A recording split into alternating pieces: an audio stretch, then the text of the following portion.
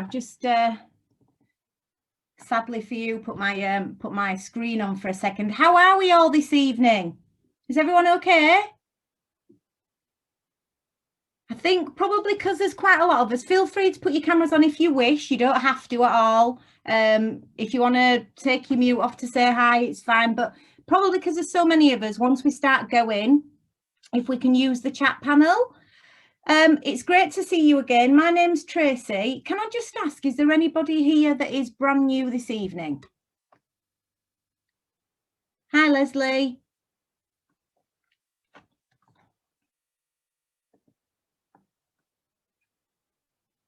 Sorry, I'm just admitting people at the same.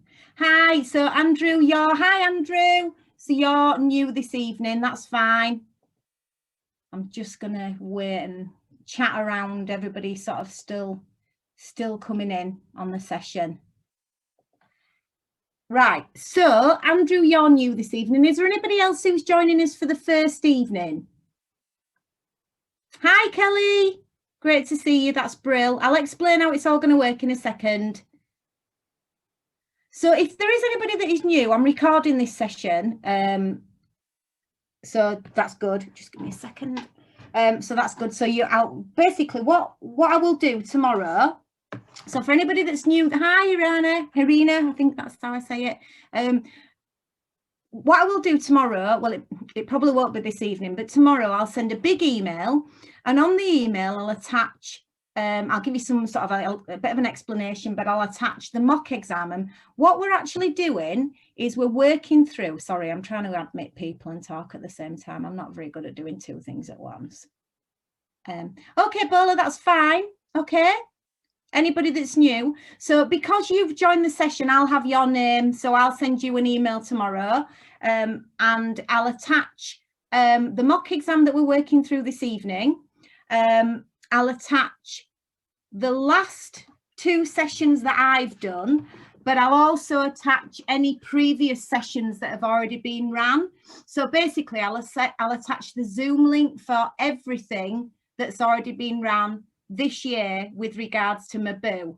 Are we doing MABU? Yeah, MABU. So budgeting. Sorry, it sounds like I'm getting confused. I teach all of these. So yeah, so what I'll do, I'll send you that out tomorrow. So it doesn't matter what you've missed. You can watch the recordings and catch up. It really doesn't matter how much we get through in these. I'm doing a block of 6 evenings. My first evening, I was kind of finishing off the mock exam from task 8. And last week I started, the week before, last week I started task 1 and we finished that. So you'll be able to watch that recording. All the sessions are dated, so if you watch them in order, that's the most sensible thing to do. This evening I'm going to start on task 2. So you'll have everything sent to you. The only unfortunate thing this evening, if you are brand new tonight, you will probably not have received the mock exam and all the details that you need, but that's not a problem because you can watch tonight and know that you've got the video recorded. So when you've got the mock in front of you, you can go back through it. How it worked last week was we literally just went through this mock exam.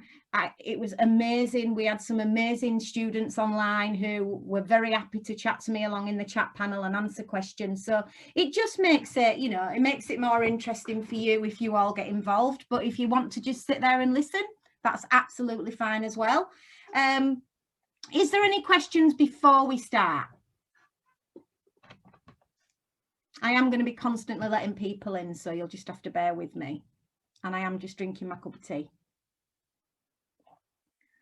Any questions before we start, guys? Anybody that's new, anything that you want to ask, anything you're not sure about? Oh, yeah, Tracy, I've got one as well.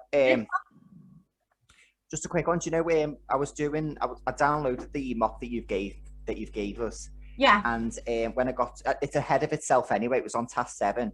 But you know, when you've got like a fixed cost and then you bring it across on the flexed and then the actual is different. When it gives you an option to select adverse or favourable, because it hasn't moved, would you still select favourable? Oh, so are you saying that the fix, was that on this mock? It's on this mock, on this mock on task 7. Task 7, let me have a look. Yeah, so are you saying that the figure hasn't changed? depreciation, if you look at that line. Oh, I see what you mean. Right, okay. What would you select for that? Would you just still, if the exam, or don't you think the exam would actually have something? No, it wouldn't. There's absolutely no way. I've just put 0 and 0. Yeah, because, all right. Because if the original budgeted fixed cost is 60 grand and we actually paid 60 grand, there's no variances. Exactly, yeah. Okay. So I would ignore that in here, Okay. because in the real exam, I can't see them doing that, to be honest, because it's one of the things that they like to test you on, because they like to try and flex a fixed cost, which obviously you never should. So yeah, I wouldn't, but yeah, you can't select adverse or favourable unless it said, if it's 0, select favourable, which you never would. Yeah. Okay. So please ignore it for this one. All right. Thanks. Okay. You're welcome. Hi, Pat. Just seeing that you've just logged in. Right. Okay, guys. So I'm going to turn my screen off. Thank goodness you all say. And give me a minute to just turn my screen around so I can write on it. And then we'll start off. We'll make a start. All numbers tonight, guys, so should keep you nice and busy. Well, it'll definitely keep me busy.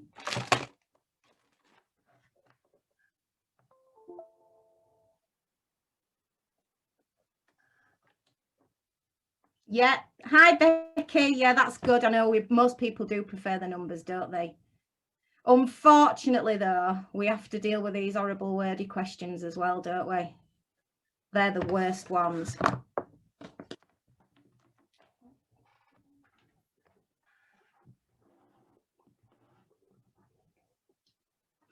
So, if you are new this evening, just to show you what we did last week, although obviously not go through it with you, what I'll do as well, I don't know if I did this last week, I'll make sure I attach a blank mock, because obviously you don't necessarily want to see all my workings every week. What I'll probably do, because if you're watching the video, you'll be able to look at my workings and see it as I'm doing it.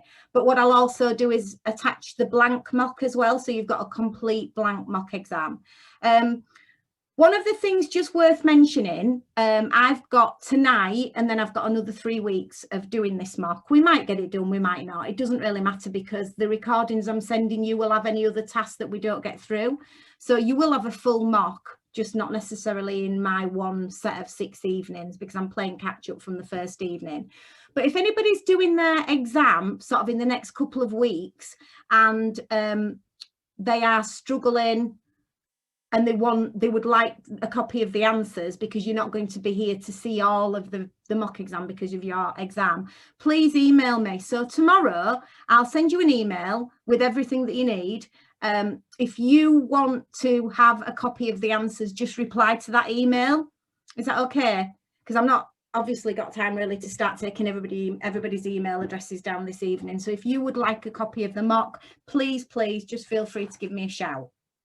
Just send me a quick email. Yes, so this is the mock exam that we're doing. It's one of the first intuition mock exams, based loosely, obviously, on the real exam, but very similar as far as what we expect to be in every task. So we just went through task 1 last week, sorry. We did a few numbers at the end. Most of it was talking last week, which was a little bit unfortunate, but it is the kind of stuff we have to get through. And then we're on a big, massive question tonight that's got loads of parts to it. So we're going to start at task 2. I can find my piece of paper. Right, okay. So just to clarify, I don't know if I've already said this. So this evening, these revision courses that we're putting on, they are literally just revision. So I can't necessarily go through and teach you everything as we need to do it, because obviously it would take too long. But I will show you my workings. That's the main thing. So if I am about to do a number question, I'll show you how I've got to that number. Right, so you'll probably need a piece of paper if you want to write down any workings as we go through. Right, so task 2, everyone. So it clearly says, complete the following production forecast for product A12 based on the information below. This is the important bit. Do not show decimals, and this is the other really important bit. Round any decimals. Now, this is unusual because it wants us to round them up to the next whole number. And normally you would expect it to just say normal rounding. So 5 or above, you'd round up, below 5, you'd round down. But this doesn't want you to do that. Even if you've got 0.1, it wants you to round up. So very, very good exam technique there. Read the question. Okay, does that make sense to everyone? Everyone happy with that? Lovely. Right, it then tells us that the closing inventory should be, so what have we been given? We've been given weeks 1 through to 5.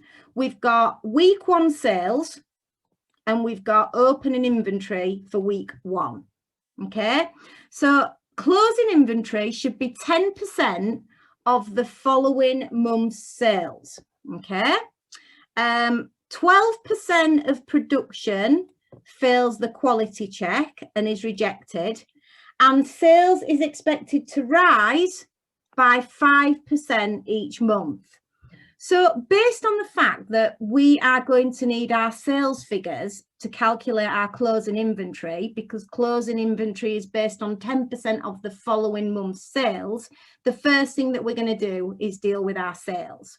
Okay, so what I'm going to do, I'm just going to open a workings page, and that's exactly what I'm going to do. Oh, by the way, guys, you will have my email address because I will email you tomorrow with the links and things, but that is my email address in case you want it. Right then, so first thing I'm going to do is my sales working, which is fairly straightforward. So we've got our sales, we've got week 1, and it tells us that our sales are going to be 4,000 units. Okay, so we've got week 2, 3, 4, and 5. So first thing I want you to do, can you tell me if we are adding on 5% every month, and it's 5% after you've done 5%? Yeah, Timia, that's absolutely brilliant. So as Timmy has said, we've got 4,200. So we've got £4,000. If you add on 5% onto that, you would get 4,200. Okay. What we then need to do is we then need to work out what week 3, week 4, week 5 is. So you might as well let me know, guys. What are we going to do for week 3? Week 2. 4,410 looks good to me. So we've added 5% on there, 4,410. If we add another 5% on, that will give us week 4. Brilliant. Well done, guys. 4,631. And last but not least, if we add another 5% on, we'll get our final sales. Great. Thank you, guys. Of 4,863. Wonderful. That's all we need. So if we go back, I'm just going to pop those figures into the mock exam.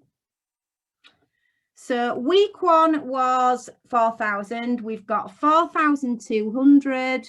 We've got 4,410. We've got 4,631. And we've got 4,863. Right, brilliant. So that's our sales dealt with. It tells us that closing inventory should be 10% of the following month's sales. So if we're in week 1, we need to be looking at week 2 or week 2 sales exactly to get the 10%. Well done. So if I just do my closing inventory. So week 1 closing inventory is based on week 2 sales.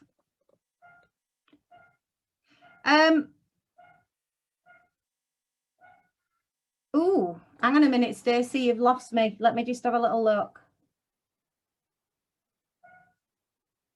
I see what you mean. Right, okay. Let's just think of it as months, or let's just think it's either month 1 or week 1, and that should say either week or month. So don't worry. Yeah, it's a good question, Stacey. That's obviously something we've missed. We'll just class it as one of something. Does that make sense, Stacey? Yeah, I think it might be a bit of a typo in the question actually, but well noticed. I'll mention that. So I'd never noticed it, so thank you for that. Right, so in our closing inventory for week 1 will be based on week 2 sales, and it's 10%, or based on 10% of week 2 sales. Brilliant, thanks Kelly. So week 1, our closing inventory will just be 420, and we can do that because we know up here that our week 2 sales were 4,200. Week 2 is based on 10% of week 3 sales. And if we look at week 3 sales, that's going to be quite right, 441. Excellent. Is everybody okay with what I'm doing? I don't want to go too quick and lose anyone. Does anybody have any questions? Are we all right with that? Y'all okay? Brilliant. So week 3's closing inventory will just be based on week 4's sales figure. And we know that week 4's sales figure was 4,631. So that's going to be 400. And remember what it says. Well, you tell me, what am I going to put for this?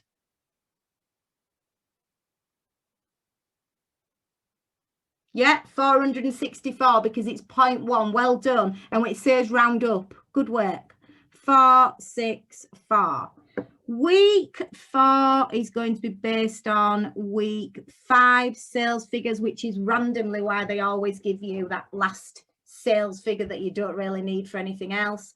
And you're absolutely right. If it's 4,863, 10% of that would be 486.3. So we round it up to 487. Well done. Right. So that's that. That's our closing inventory. So that's good work.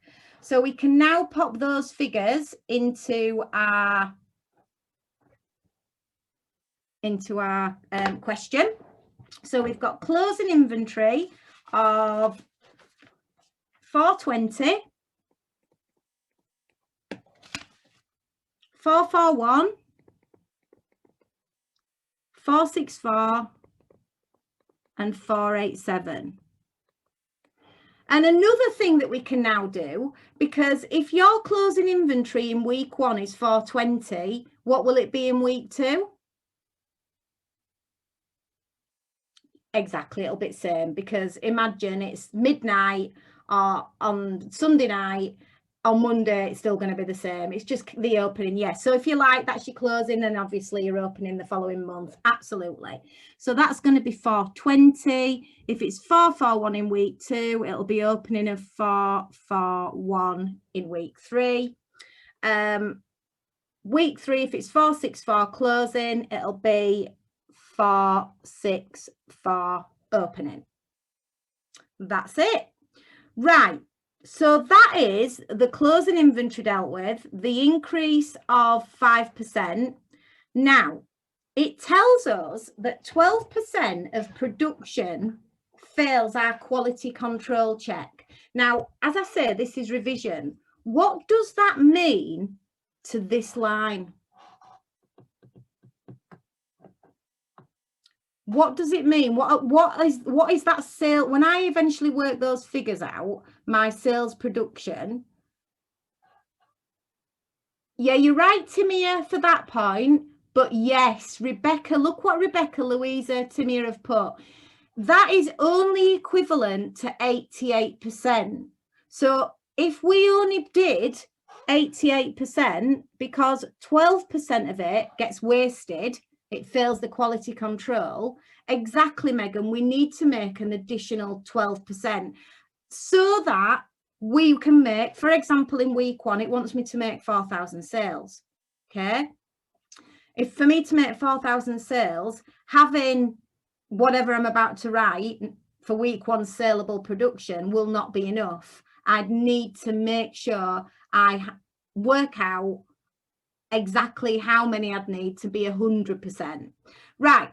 So when you are doing your saleable production, it really frustrates me because I like to be able to put brackets on things, but I don't think that they will want you to put brackets on anything in the exam. So I'm a bit sort of, you know, I don't really want to do it. The way I always think about this is, right, I want to sell 4,000 units. So I'm looking at week 1. I go into my storeroom and I've already got 400 units. So why would I make those 400 units? So the way I would do it, I would always start with, right, I've got 4,000 that I need to sell. I'm going to take off what I've already got in my storeroom, because what's the point in making them again? So I'm going to take off those 400 and then I'm going to add on what they want me to have left at the end. Okay, and they want me to have left at the end. Stacey, let me just check that. What you've just done.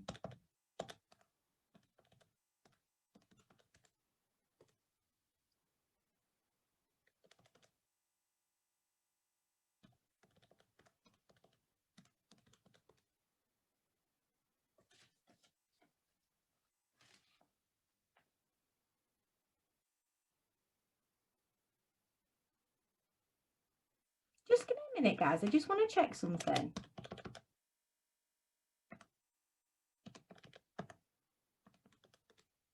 Oh my goodness. Oh my goodness. Stacey, you just panicked me then. You really panicked me. I just thought, I was like, where did she get that number from? Why doesn't mine say that? Thank goodness for that. Yeah, don't worry.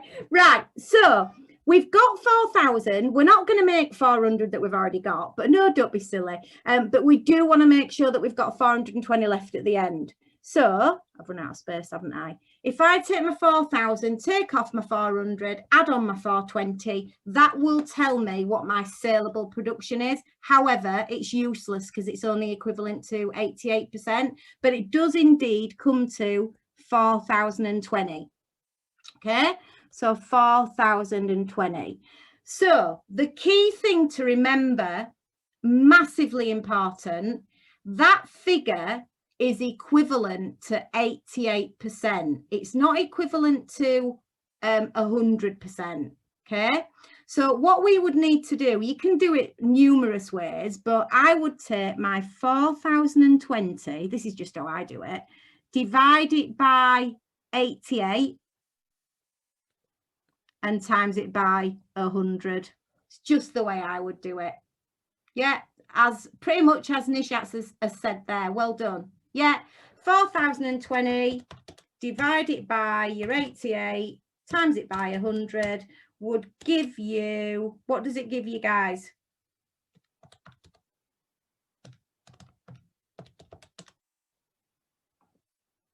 Yeah, it gives you 4568.18, but well done.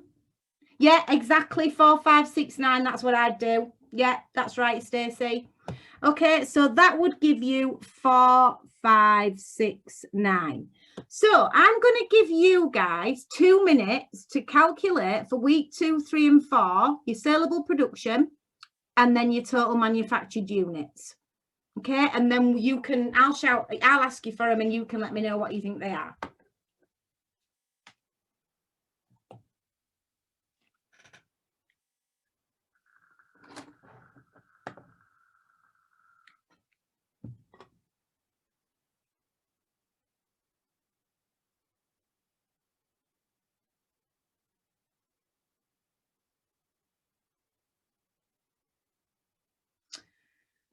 Right. Have we worked out our saleable production for week 2? Yeah, what did you get, Rebecca? Brilliant. Well done, guys. Yeah, that's great. 4221. Perfect. What about week 3? Well done, everyone. I've just seen what you've done, Pat. You've all gone one ahead. What you've given me the total manufactured units, but that's absolutely fine. I'll pop it in 4797 because I can see that you've done that. Okay, so that's fine. If you just let me know week 3, the saleable production, which is absolutely right, guys, 4433. And then if you give me week 4, lovely. 4654. Fantastic. Okay, so total manufactured units then. So we'll start with week 3. 4433 is equivalent to 88%. So I need to know what 100% is. Well done, everyone. Great. It is. It's 5,038. So just so you know, it's 4433 divided by 88 times 100. Yeah, well done, Leslie. Leslie's already there. Give me work week 5. Yeah, 5289. So that's 4654 divided by 88 times 100, which would give me 5289. And that is that. That's the first bit done. Well done, everyone. Great work. Really good. Do you feel okay with that, everyone? Any questions? Well done, Kira. That's good. Pleased. You all right, Andrew? Great. Just be very, very mindful of how badly this could have gone wrong had you have not read the question properly, because let's be honest, there's a lot of numbers in there that wouldn't have been ended up those figures had we have just done normal roundings. Would you agree on that, guys? If it had just said, you know, round to the nearest whole number. And let's think about it. You put your numbers in a box like this in the AAT, on the AAT exam. If it's out, yeah, you'd lose ridiculous amounts of marks, wouldn't you, Stacey? I don't know how much this one part A is, to be honest, Rebecca. I'm not actually 100% sure. I think I said last week, did I say that every single one was worth 20 marks? Can anybody remember? I brought my old notes up, didn't I? Yeah, so each task, full task, is worth 20. So what is there in here? A, B, C, D, E, F. So if they did it that way, A, B, C, D, E, F, sorry, I'm doing that, counting that on my fingers. So if you take your 20 marks, divide it by 6, it'll tell you roughly how much each one is worth. Does that make sense? 1830. Just bear with me a second, guys.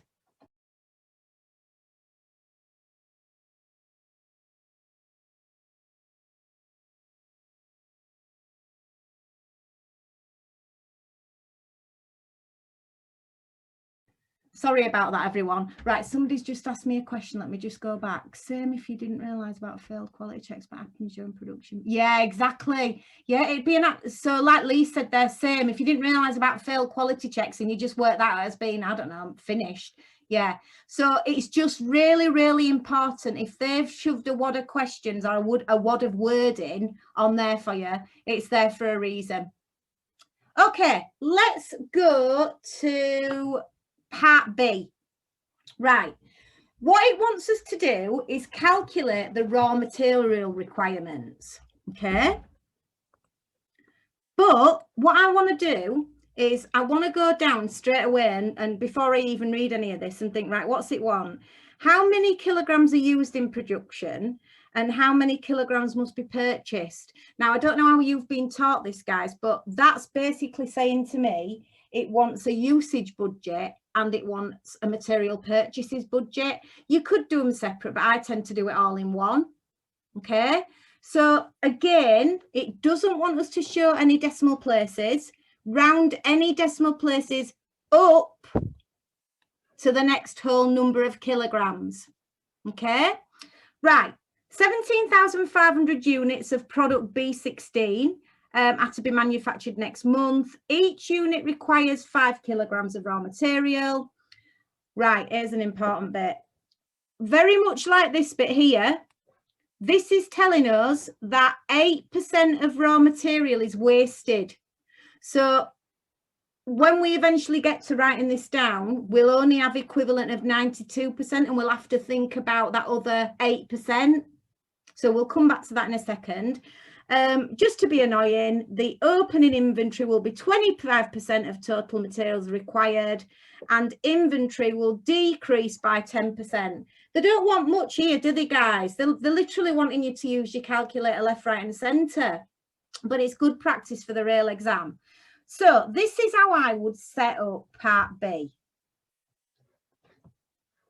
Let me do it on a new piece of paper.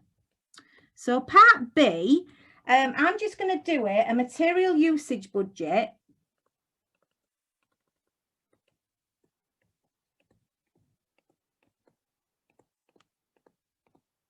And material purchase budget. Okay, so I'm kind of doing it all in one just to make it easier. Right, the first thing I need to do, so going back to the question, I need to work out how many kilograms of material I need, and I need to do that before I even think about this 8%. Okay, anybody want to give me an idea where I might start on that? Perfect, love it, thanks guys. So I have got 17,500 units.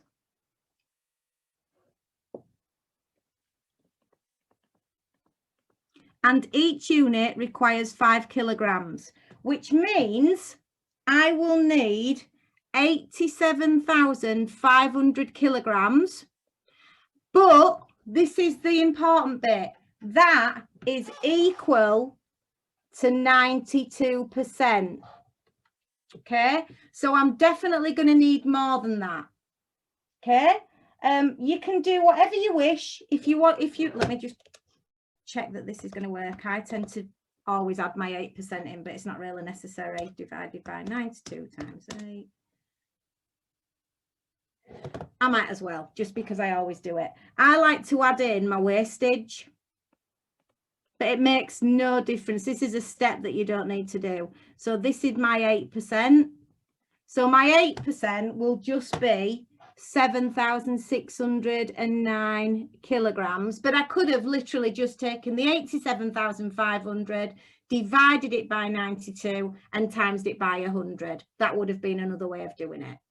Okay, so basically my total material usage is both of those added together. Or like I say, you could have just done, let me write it here, could have just done 87,500 divided by 92 times 100, and that would have given me my 100%, which is, I'm getting quite a few answers, 95,109 kilograms. Fabulous. Yeah, is everyone all right with that?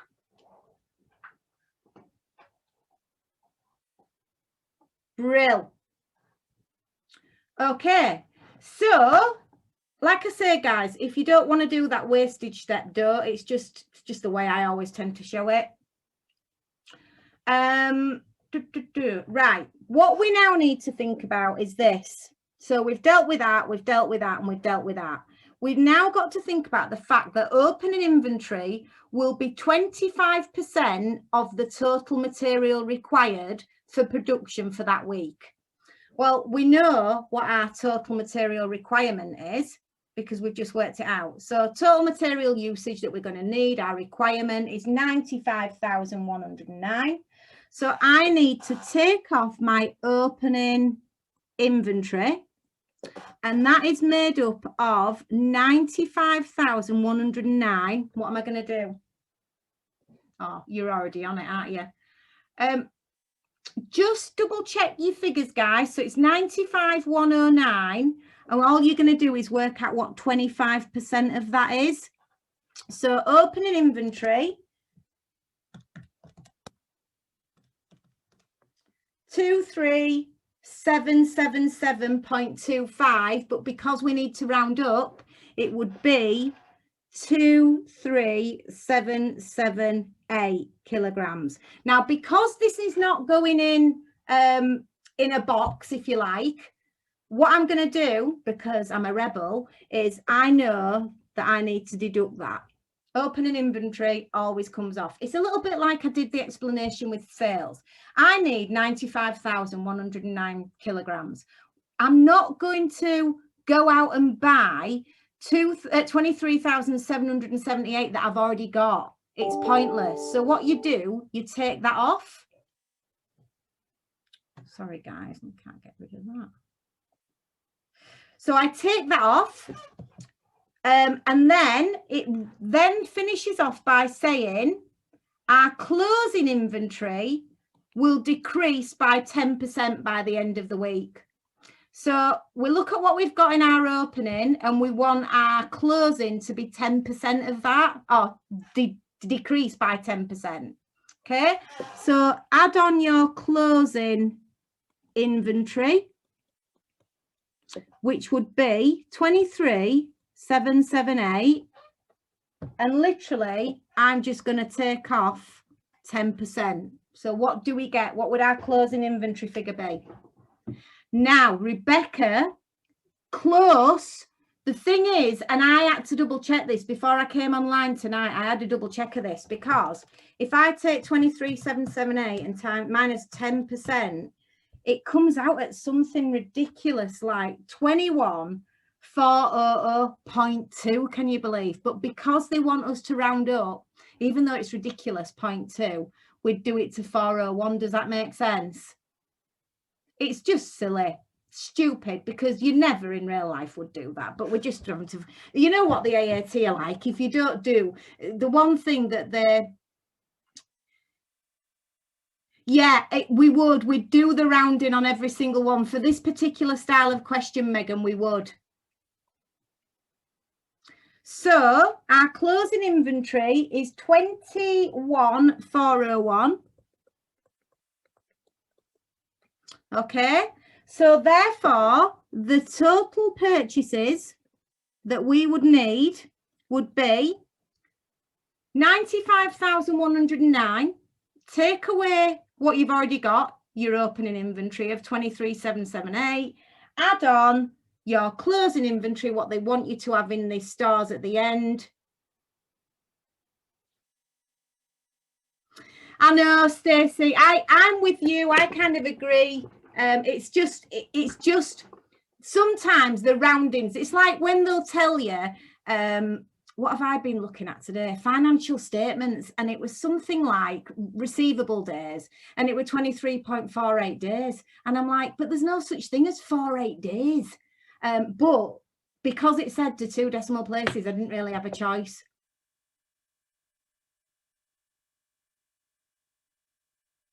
No, Kelly, you specifically on this one, you have to round as you go, because I know what you're saying, you would get a different figure, but the answer, the final answer that they would look for in the exam would be 92,732 kilograms.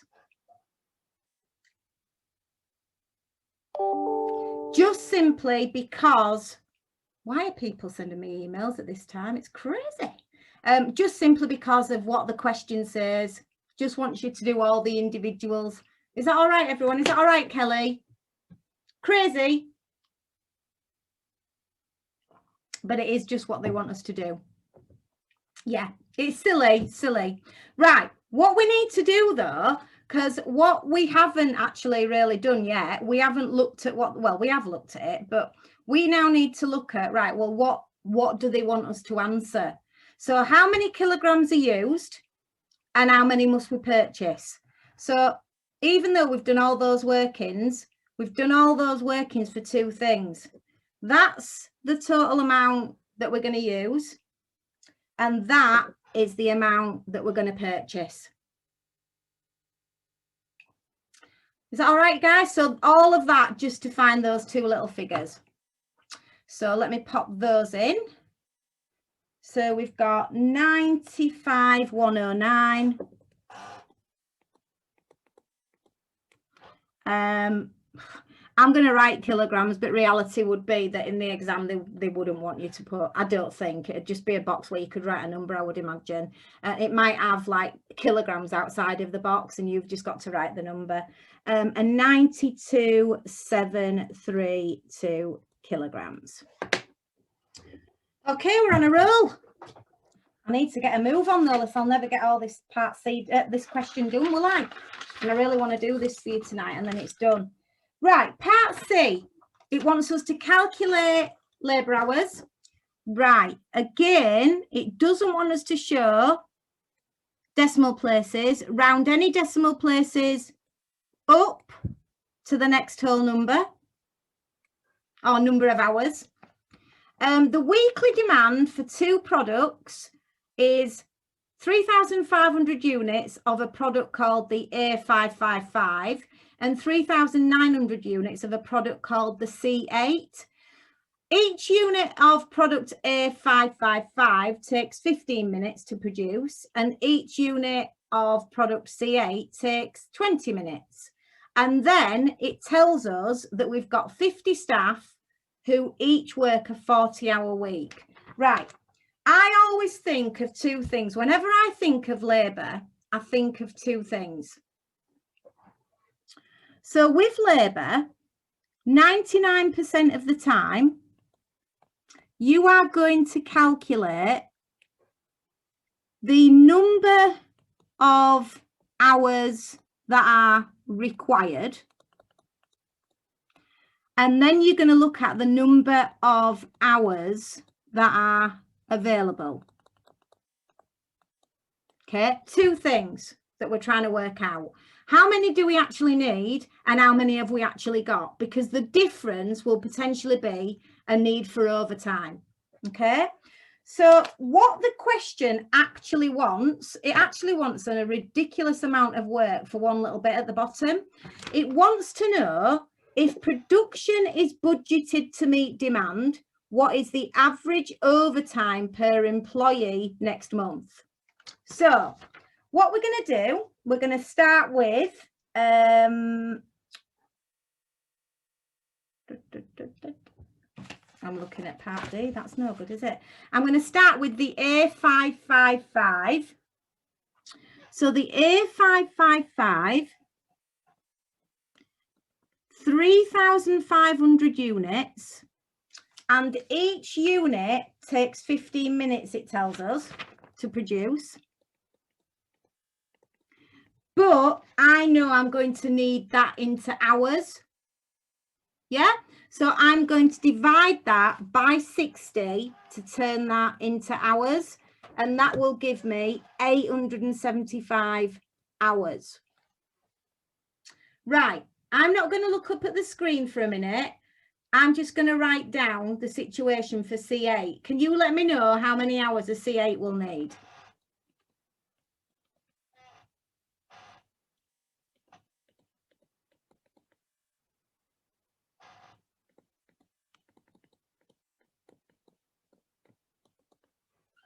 Brilliant. Well done, guys.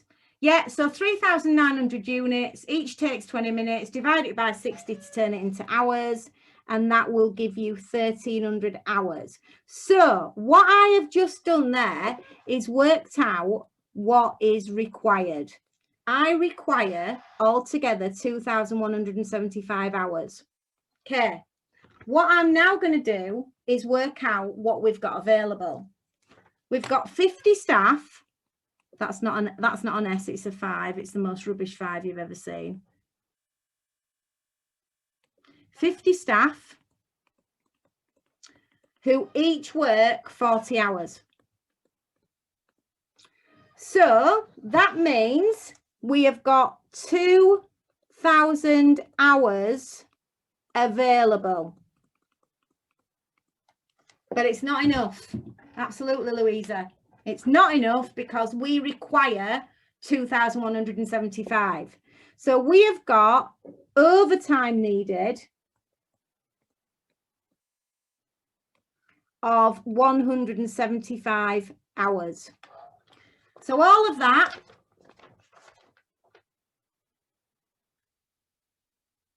ooh, Oh, hang on, which bits?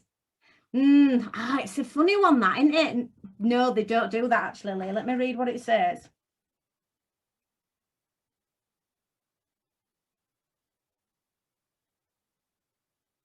That is a really absolutely brilliant question, because you're right, it should.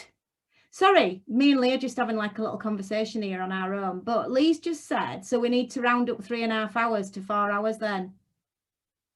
But again, I'm going to have to check. Well, I'm going to keep it at 3.5 hours because that's the answer. However, it would never happen like this in an exam, ever. Because the last bit that we haven't quite done, I know some of you guys have done it, is if we've got 175 hours of overtime and we've got 50 employees,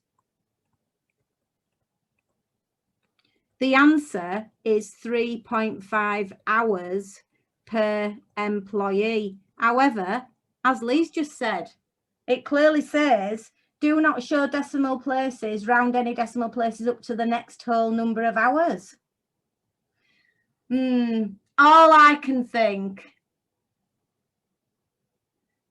yeah, it's not right. I'm just going to stick my neck out here. It's not very clear, is it? It's literally not very clear. I know what the answer says in the notes. Yeah, and I understand why you have. They would have to make that question very clear in the exam, and I don't feel that that has made that very clear. Because Lee, you're right, Kira, you're right. If we followed it through right to the end, that would be rounding up to 4 hours. But yeah, you would be paying more. But I'm going to keep it like that. I'm kind of being a little bit, I'm sitting on the fence a bit. If you've wrote 4, I understand why you've wrote 4. But all I can say is, in the real exam, that would not happen. It would be clearer. Can we kind of agree to disagree? And I'm just trying to sort of like scoot it under the carpet a little bit, because I'm agreeing with you guys that it would be 4 hours. But not, they wouldn't do it like that in the exam. I know that. Is that all right with you guys? You know what? Yeah, exactly. They can get paid for 30 minutes. But the thing is, if you were looking at this question, Lee, quite rightly, as you've said, if you were doing what it said, you'd round to 4, wouldn't you? I'm like totally like it's 3.5 hours, but you'd have put 4 in the exam had it have been that exact question. Yeah, I know, I agree, Kira. I totally agree, because like you say, you're adding half an hour onto 50 employees. It's a lot more, you know, it's going to end up being a lot more overtime that they're going to have to pay. But if you did read that, unless I'm missing something in that question that's trying to tell me to do it different, but I don't think it is. Anyway, it does. It clearly says round up. You're absolutely right. But Kira, please trust me that in the real exam, that would be much clearer than that. Because if I'd have been signing an exam doing that now, that'd have said 4. I've never even thought about it before, and I've done it loads of times, this mock. I've never even thought about it. I don't know, really. I don't know. Maybe there's something missing that should have said when you get to the last bit, you don't round up. But anyway, we'll agree that, you know, the answer is 3.5 because it is. However, sort of, there's a bit of a debate, because really, if you were rounding it, it'd be 4 hours. Yeah, anyway, trust me, tomorrow morning I'll be sending an email about that, so that's cool. That and the weeks and the months, whoever mentioned that earlier. Right, okay, let's move on, guys. So well done on that. What have we got? Oh, okay. Part D, calculate the subcontracting requirements. Do not show decimals. Oh God, here we go again. Round any decimal places up to the next whole number of units. So we're rounding them up again. Right, we've got 30,000 units of a GR8 product that we make. Each one takes 18 minutes. 8,800 production labour hours are available. Additional requirements must be subcontracted. Yeah, it is a difficult, yeah, you can't make half of a unit, can you really? How many units must be subcontracted? Right, so what I would do, yet again, anything to do with hours, I'm working out what's available and what's required so that I can work out the difference. Okay, so I have got 30,000 units.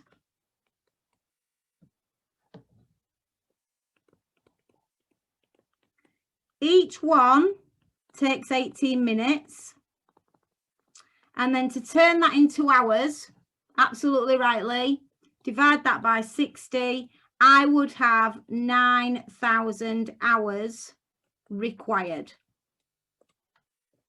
Okay, I've actually got available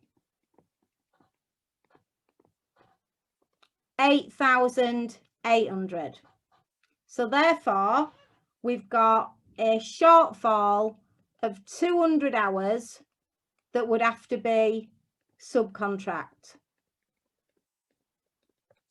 What we need to do is work out, as the question says, how many units must be subcontracted? Rebecca, Lee, brilliant. Can any of you, for the sake of everyone else, in case anybody's not got there, tell us how you got that?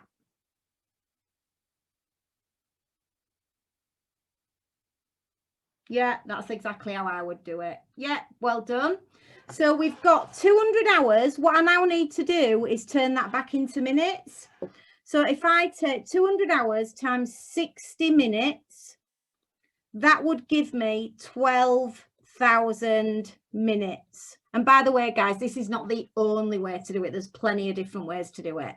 Okay, so that's given me 12,000 minutes. If I now divide that by 18 minutes per unit, that will tell me that I have to make 667 units, or no, let me just write 667 subcontracted units.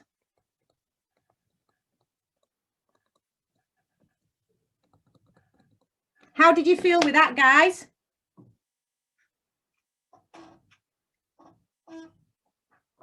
Good, brilliant. Right then, I will get this question done, mark my words. Goes so fast. I quite like this task. Yeah. Well, I like it apart from the dodginess and the like things where we're double guessing everything because it's not as clear as I'd like it. But yeah, it's a good task. It's a very good question to practice for the exam. Right, what have we got? Part E. So E says, how many machines should be hired? Do not show, we're sick of seeing this now, aren't we? Do not show decimal places, round any decimal places up to the next whole number of units. Right, Department XX plans to produce 4 products next year. There are 3 machines in the department and each machine can be used for 120 hours per month. Machines can be hired if required. The minimum hire period is 1 year. How many machines will need to be hired next year? Okay, now things to kind of say, these figures are per month and it looks at the year. Okay, so what is it telling us so far?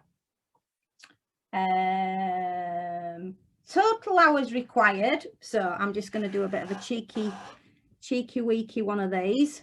1,000 plus 1,500 is 2,500, 4,900, 5,400 hours required in total. I've just added that column up, guys. Okay, so we've got 5,400 hours.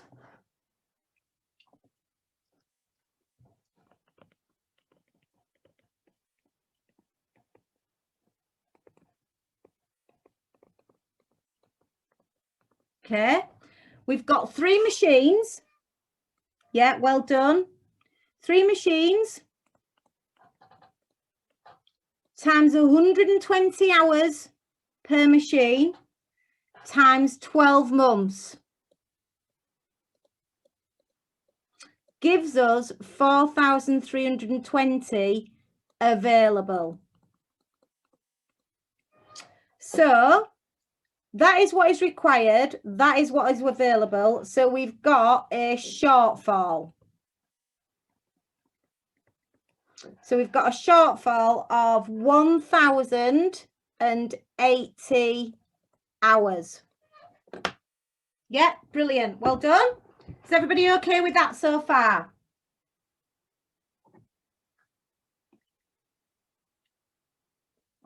Okay. So each machine, well, I'll tell you what I'm going to say. What comes next? What do I do next? Yeah. Like it. Yeah. So we have got the number of machines to be hired.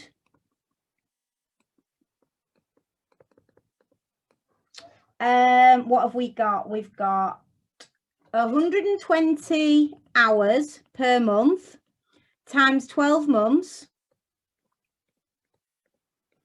gives us 1,440 hours.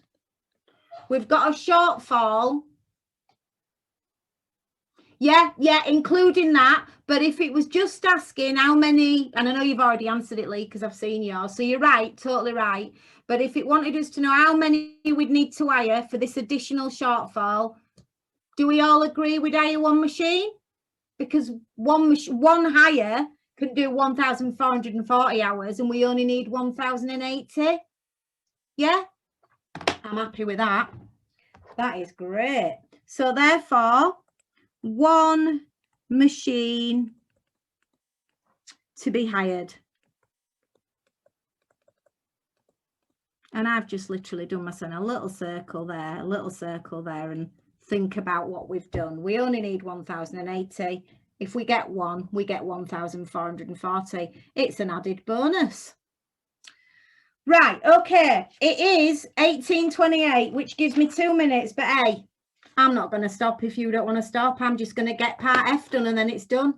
So if you want to leave, guys, please feel free, but I'll just sit here and talk to myself because I'm recording it for you, aren't I? Thanks, Lee. It won't take me long, I promise. I actually really don't like this question, part F. I really don't like it. I'm just being a little bit like pathetic, but yeah, I just don't like it. There's nothing wrong with it. I just don't like it. Right, okay. So, part F.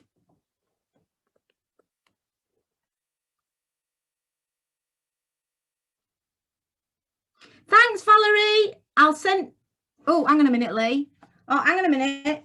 No, it just wants to know what the additional one, Lee.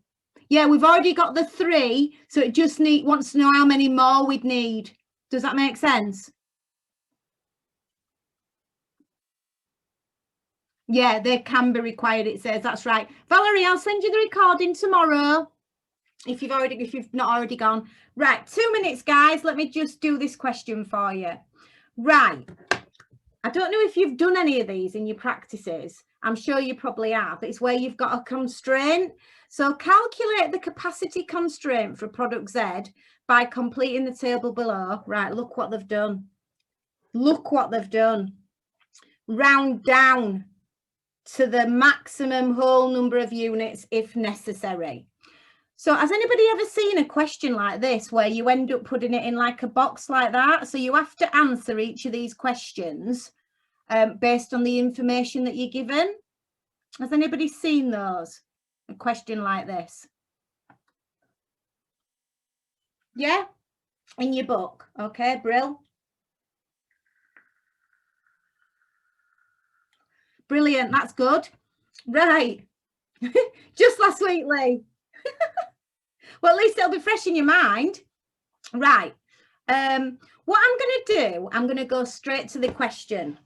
Right. It wants to know how many units we can make. Sufficient materials are available to manufacture X number of units. Without overtime, sufficient labour is budgeted to manufacture X number of units. Sufficient machine hours are available to manufacture X number of units. Without overtime, the maximum sales volume is, and with unlimited overtime, the maximum sales volume is. Okay, so that's what it wants. What I'll do is just number these. When I do my workings, you'll know what I'm talking about. Right, so it tells us lots of information. According to the standard cost card, each unit of production requires the following: 12 kilograms of material A, 108 minutes of skilled labour time for department A, 72 minutes of skilled labour time for department B, and 1.5 hours of machine time for department A. Budgets have been drafted by the departmental heads, which show the maximum sales demand is 120,000 units. Availability of material A is 1,300,000 kilograms. Next thing, 220,000 hours of skilled labour time in department A and 120,000 hours of skilled labour time in department B. Department A will not work overtime, however, department B will. Okay, so, oh yeah, sorry, and 200,000 machine hours. So a lot of information, but we'll do it bit by bit. So we're going to do, first of all, oh, sorry, I'm going on the next page. Number 1, sufficient material available to manufacture. So let me just do number 1, sufficient material.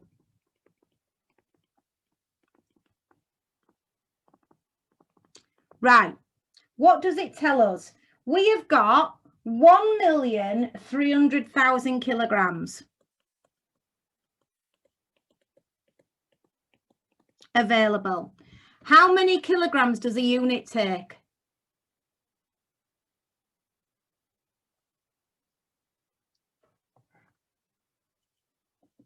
I'll just pop it back on there, guys.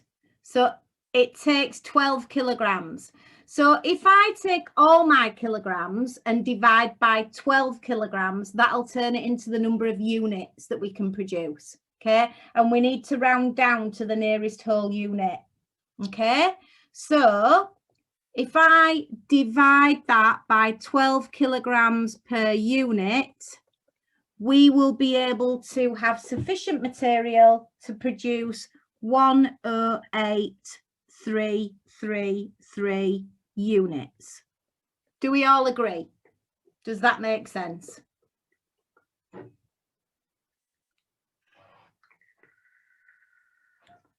Fabulous.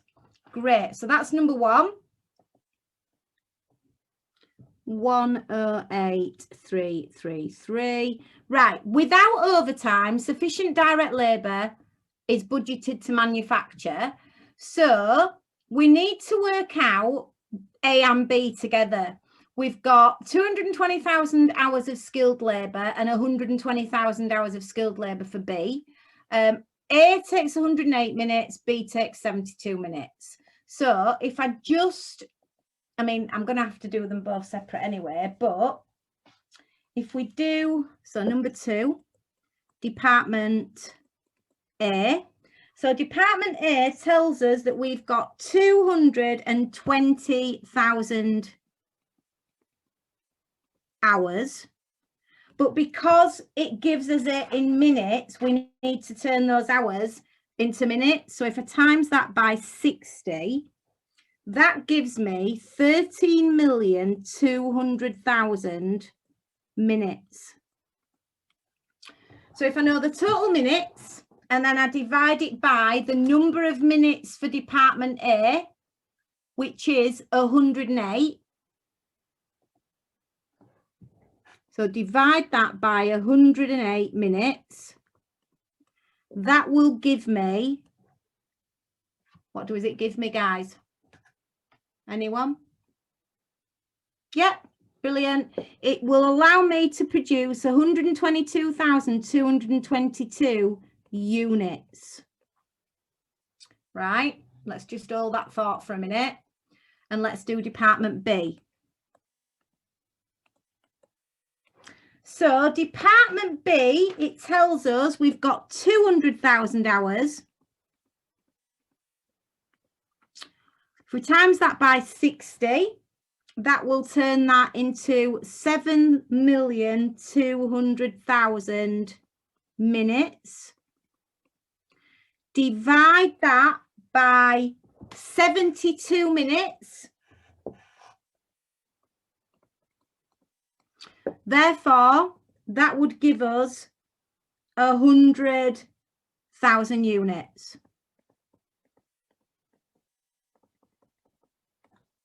Right. Oh, are you all right, Lee?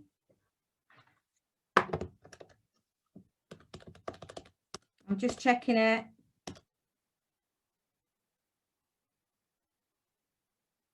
Oh, I might have wrote the wrong figure down here. Hang on, give me a second. I wrote the wrong figure down, haven't I? No, hang on. I know why. I know what I've done. I know what I've done. It's not 72, it's 12. Oh, it is 72. Just hang on, let me look at what I've just written there. Idiot. I'm an idiot. It's not 200,000 hours. I don't know where I've dreamed that up from. I should have gone back into the original question and had a look. Right, let me start that little bit again. I have got available 120,000 hours. I'm looking at question 3. Sorry, guys. I've got 120,000 hours. That's where I've gone wrong. So 120,000 hours. That's more like it.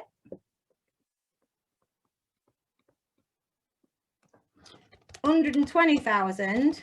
Sorry, Lee. That's more like it. 7,200,000. Yeah. Yeah, I was. Yeah. Divide that by 72 gives you 100,000 units. Right, well, where we need to be. Sorry, guys, I've just messed up a little bit. Right, question for you. That's 122,222 units. That's 100,000 units. Okay. That's fine, Kira, yeah. Right. It is in total, Rebecca, but irrelevant of that, just for 1 second, it tells you that Department A will not work any overtime, however, Department B will.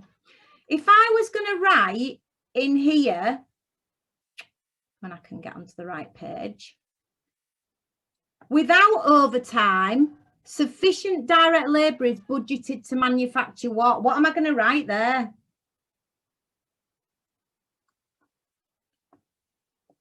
Am I going to write 122,222 units, or am I going to write, as everybody's telling me, 100,000 units? Why am I choosing 100,000 units? Pat, Joanne, Kira.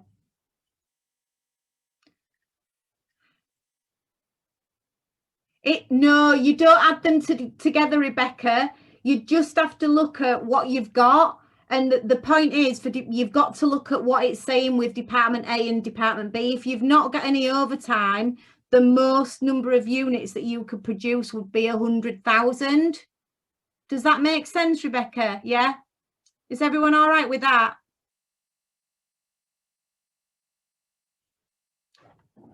It's a bit of a funny one. Lee, are you all right with that? Yeah. Oh, so you're not sure why we've chose 100,000?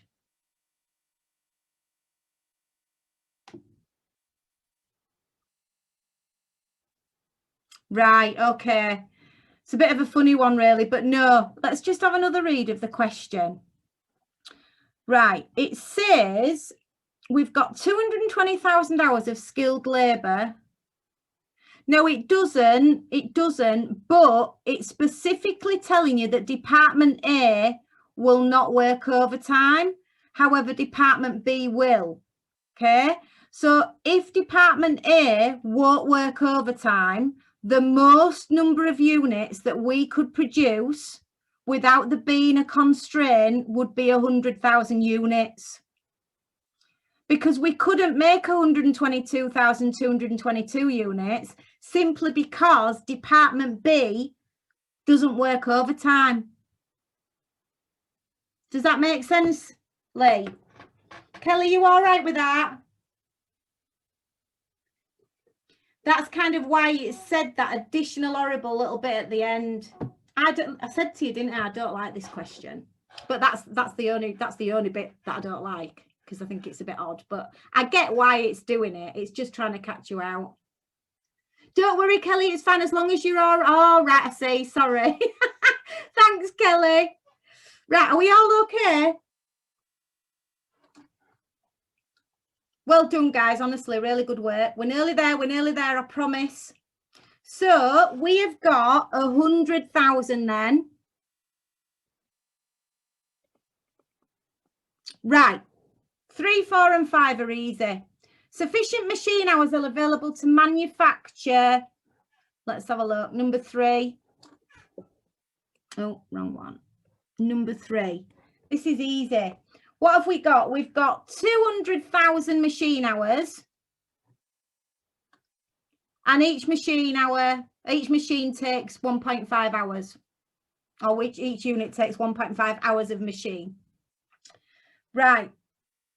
Yeah, absolutely right, Kira. Brilliant. So literally, that's one of the easier ones. We've got our 200,000. Divide it by 1.5 hours. That turns it into 133,333 units. Brill. Great. Is everyone happy with that figure? Anybody got any questions on that?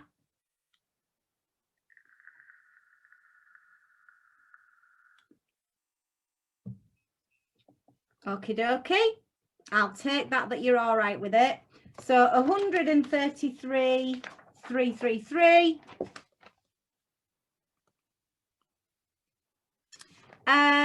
Right. Without overtime, what is the maximum sales volume? So let's look at what we've done so far. If we've not got overtime, the most we can do is 100,000 units, isn't it? That's all we can do. Yeah, are you all right with that, Lee? It just literally repeats what it's already done on the previous one. So absolutely 100,000. And last but not least, with unlimited overtime, the maximum sales volume. So unlimited hours. Let's have a look at what we've got. Oh. Well, it's saying, I mean, we can look back, can't we? We've got 122, we've got all that stuff. What is going to cause us the problem on here? In fact, you're probably best to look at what we've already done. Absolutely. And the only, hours is not a problem.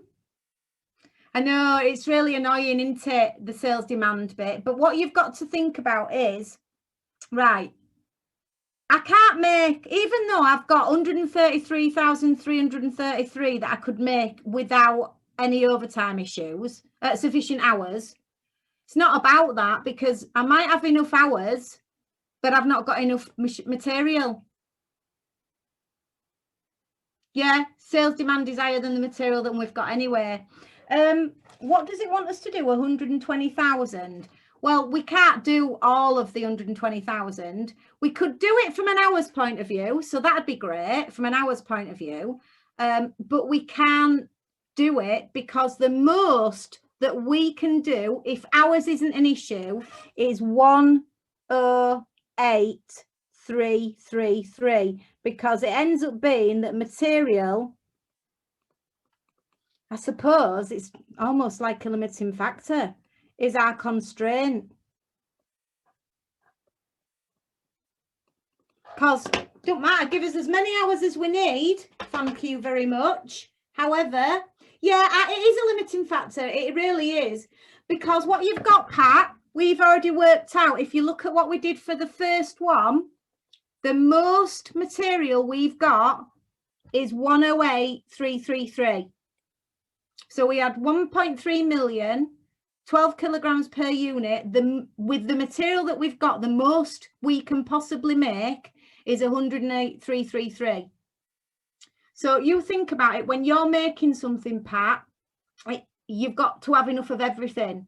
So you need labour hours, you need machine hours, you need material. Okay, so in this question, they've thrown out the fact that, right, you can have as many hours as you want, great. So we'd make 133,333. But if you haven't got enough material to make, even if you've got the hours, it stops at your material. Does that make sense, Pat? Because you just haven't got enough of it. The material isn't unlimited. We've only got what we've got. Are you sure that's okay, Pat?